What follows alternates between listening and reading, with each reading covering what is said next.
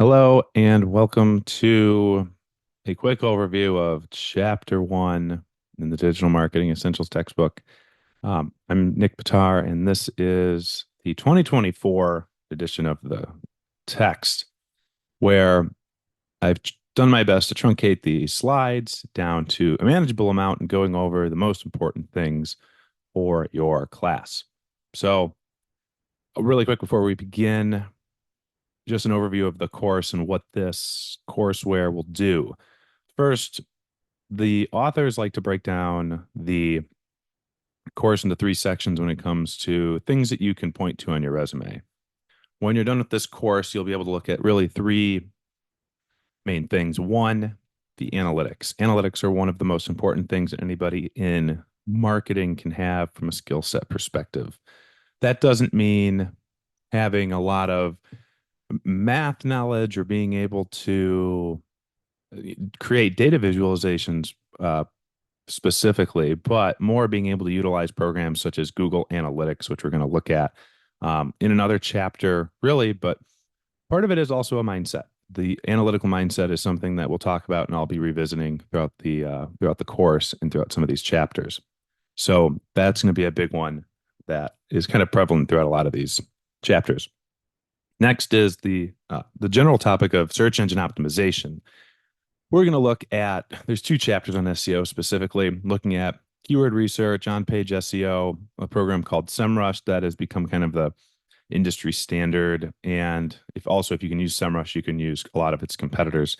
Now, anybody that's going to be in content creation specifically for either blogging or on YouTube, you're going to want some sort of rudimentary knowledge of SEO because that is going to be really the foundation of how you get a lot of traffic and how you begin to kind of build a community.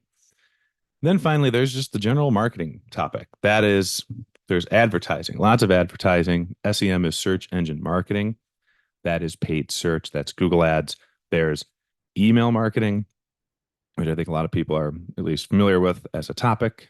There's Facebook advertising, and then also social media management. Um, I will say this textbook itself doesn't really only covers about half of the battle that is social media and understanding it. The other half is more covered in the content marketing courseware. This is more about social media strategy and managing multiple accounts and kind of like how a brand lives online and social media.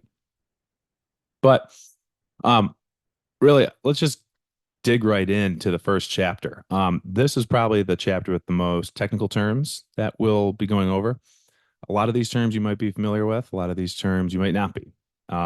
This is also the only real technical chapter, I will say, because it goes into how the internet works. This is not, having said all that, of all the chapters that are going to be on the various exams, this is probably not the most important one. This is not going to have a ton of broader strategic implications.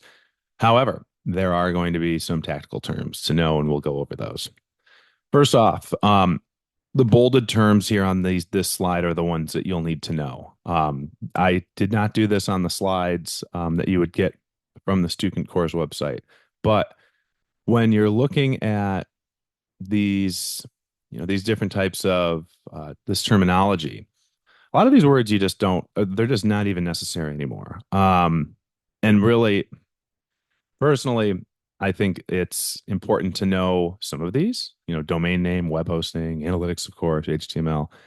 But other ones, obviously like registrar and server and web browser, those are important, but a lot of them you either may already know or you may honestly never, you're not going to need to know the technical definition.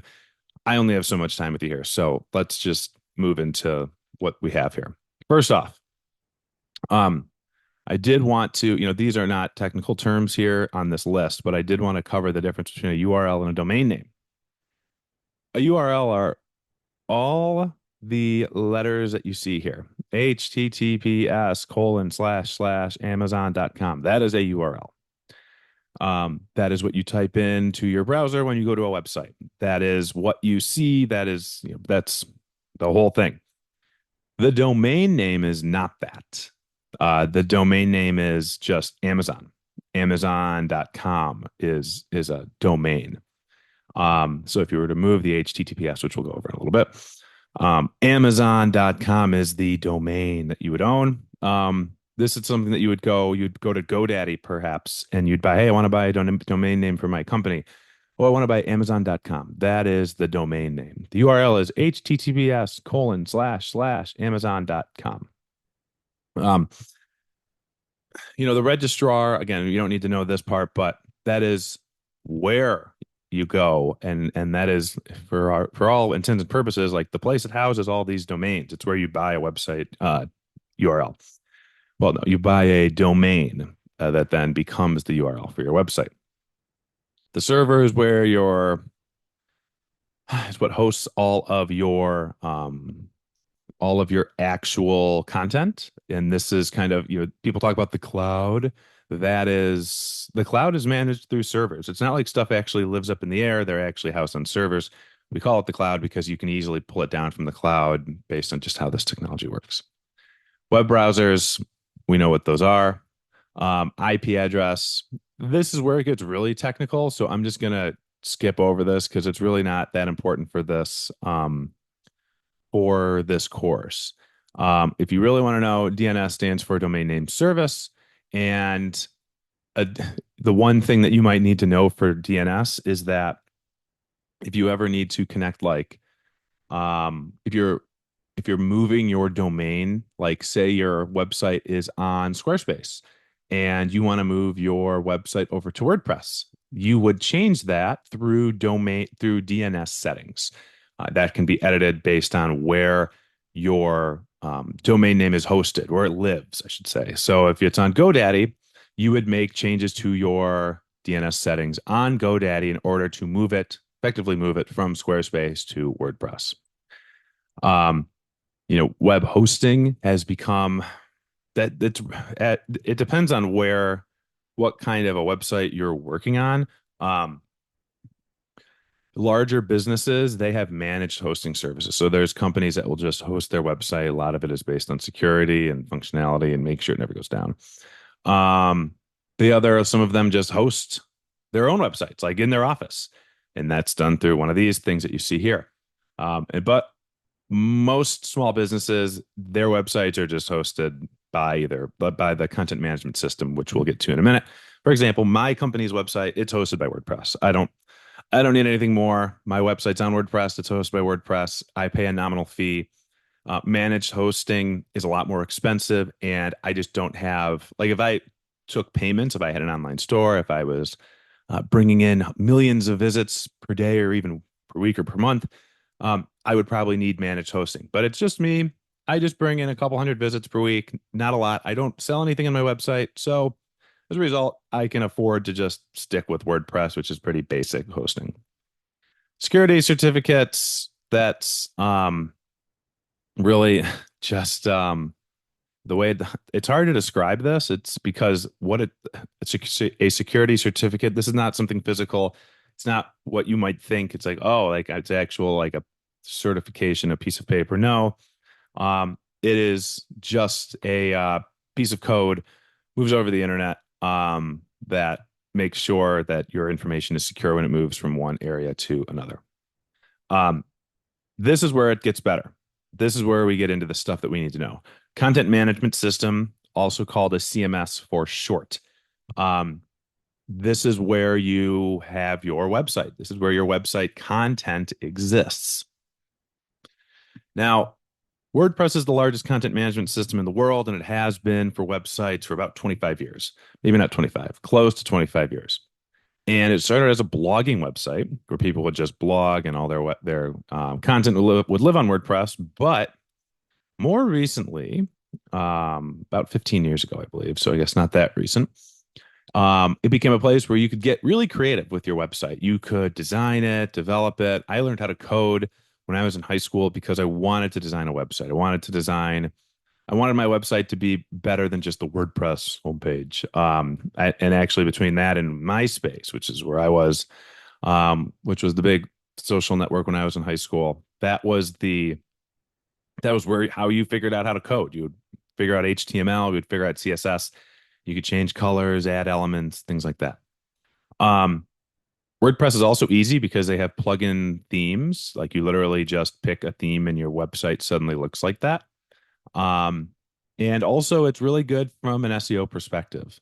Um, you can alter the code directly if you want, but really it's meant to be a good out of the box customizable option. You can do it without any code if you want, but if you want to, you can also make it your own.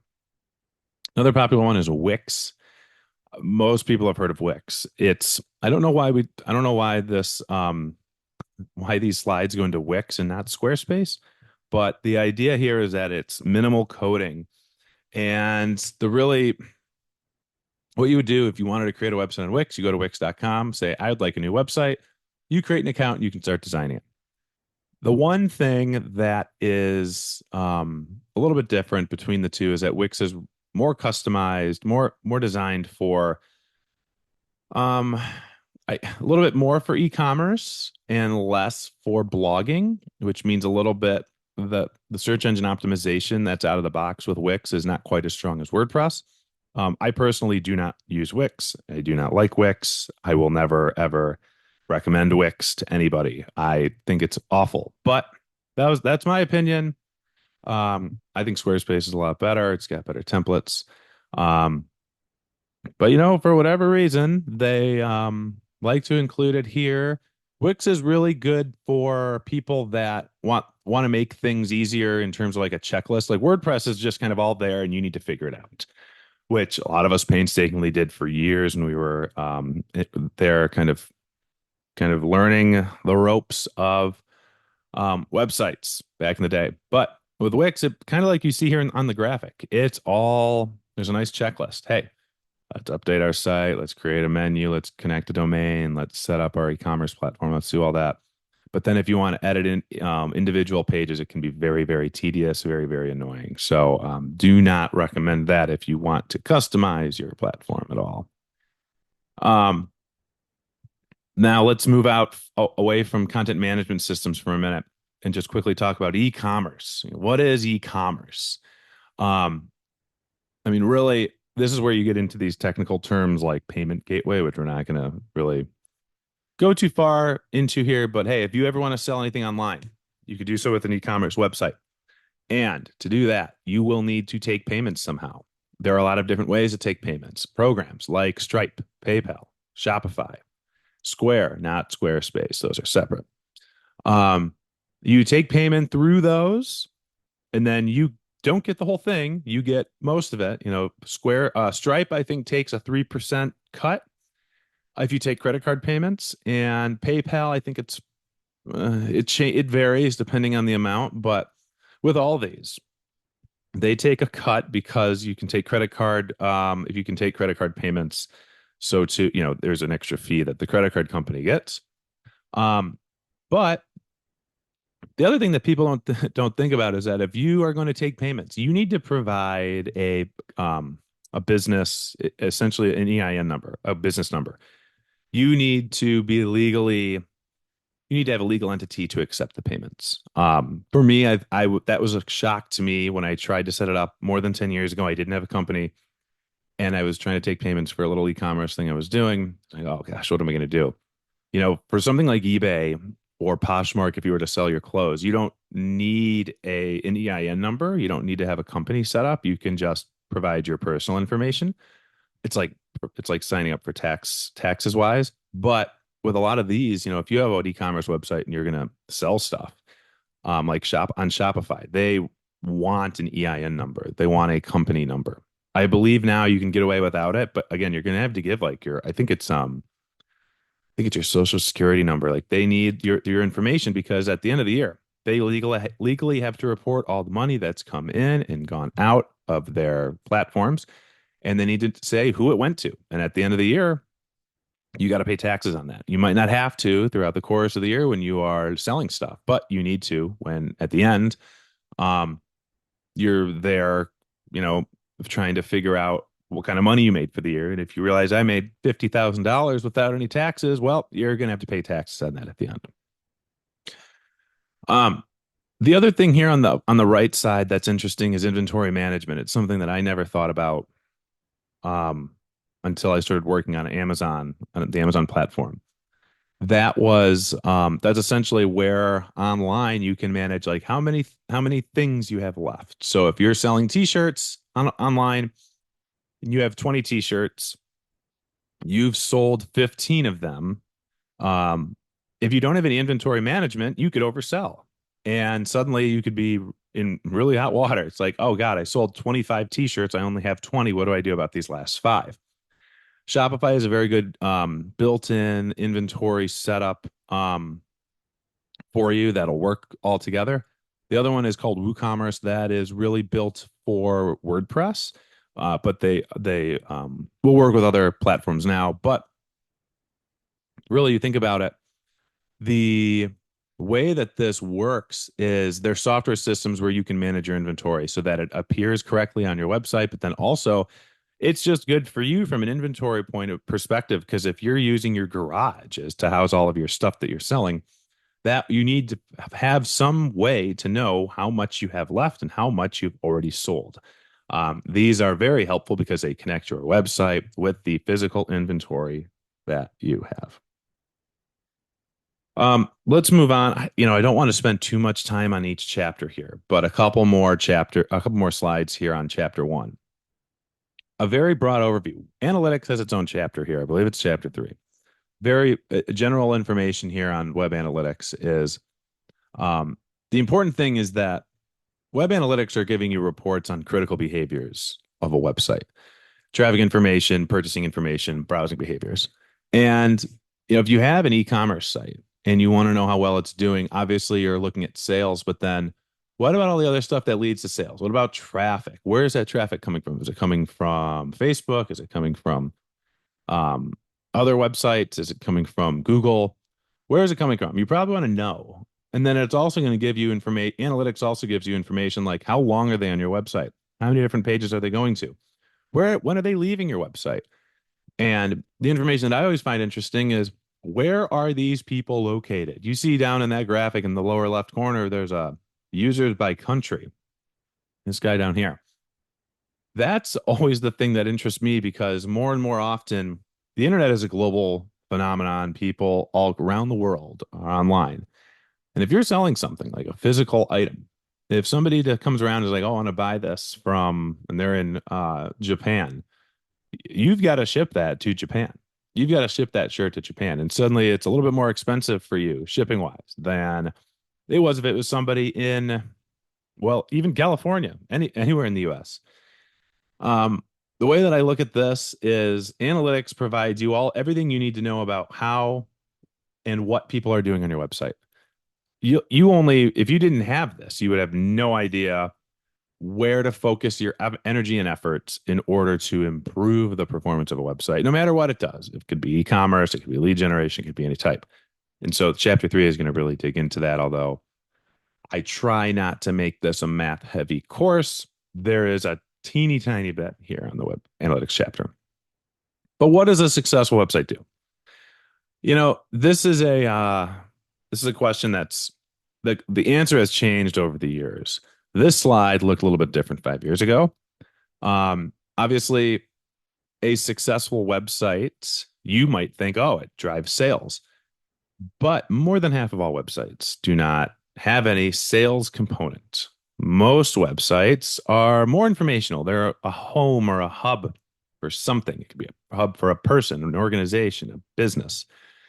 Now, there's a lot of different types of traffic. I'm going to save this for chapter three in terms of like what traffic is, but really they do one of three things. Um, Successful websites, they bring in traffic, they bring in conversions, and they bring in revenue. Conversions are really determined by whatever or whoever is running the website decides.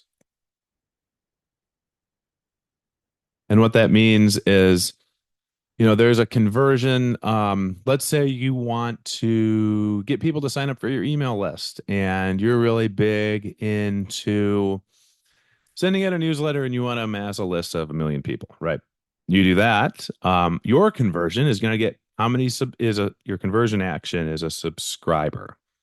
You don't really care about anything else, and you might not sell anything. But if that's what you want to do and you're thinking, okay, long term, I'll do something else in order to make money on this, that's your conversion. But for those websites that do sell stuff that have an e-commerce component, that is where the revenue comes in. And that's another website goal. Um, you know, we look at website objectives, sites like these are all e-commerce, right? They earn money through online sales. They can make money through advertising. The one on the right there, The Onion and the New York Times, most media websites, they make money through advertising, which means they need to drive a lot of visitors. Other ones, subscriptions, we all are familiar with those. They get customers that pay just a subscription rate. Then there's one in the middle on commissions, and that is on StubHub, for example, or Expedia. They're not selling anything themselves. They're selling on behalf of a third party, and that third party then, for each sale that they make, pays the website or the company that runs the website a commission. That's why in StubHub, if you go to buy tickets and you're like, oh, it's $50. And then when it's all comes out to be, when you go to actually pay, it's $80. Well, that $30 is that most of that is commission that's being sent back to StubHub. There's a lot of other reasons to have a website. We're not going to go into these, but these are part of that. Lead generation is a big one, by the way, that's not in these first couple slides. Um, that I guess you could say that for the one on the left, like Ford's website, they're not selling cars, they're not bringing in, you're not going to go buy a $50,000 car on a website, but it is brand awareness. It's helping to push that offline sale a little bit further down the funnel. Again, I'm not going to go into the support a cause and customer service. There's tons of reasons to have a website, but really those first four that I talked about are the key. Um, and hey, what are those conversions with a website? Um, each website type has a primary conversion, and then there's other conversions that can also exist. And that is, hey, for my website, I have a lead generation business website.